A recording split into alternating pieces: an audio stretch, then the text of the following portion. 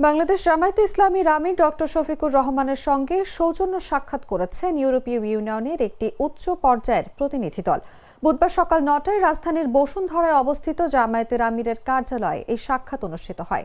ইউরোপীয় external action সার্ভিসের Asia ও প্রশান্ত মহাসাগরীয় বিভাগের পরিচালক পাওলা পাম্পালোলিনের নেতৃত্বে এই সদস্যের প্রতিনিধি দলটি এ সময় উপস্থিত ছিলেন। প্রতিনিধি দলে আরও ছিলেন বাংলাদেশের নিযুক্ত ইউরোপীয় ইউনিয়নের রাষ্ট্রদূত মাইকেল মিলার এবং ইউরোপীয় এক্সটার্নাল অ্যাকশন সার্ভিসের দক্ষিণ এশিয়া বিভাগের উপপ্রধান মনিকা বাইলাইতে।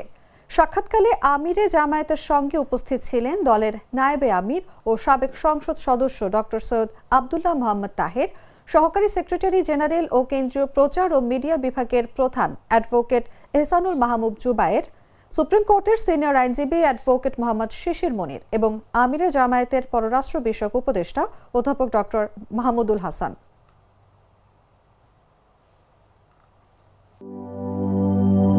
লাল সবুজের দেশে নতুন রঙের বেশে ঘরে বাহিরে সাজানো বলকে রেইনবো রেইনবো রেইনবো পেইন্টস রে সাশ্রয়ী দামে দেয়াল রাঙায় রেইনবো সবার রং সবার ঘরে ঘরে Rainbow Paints, the color of joy.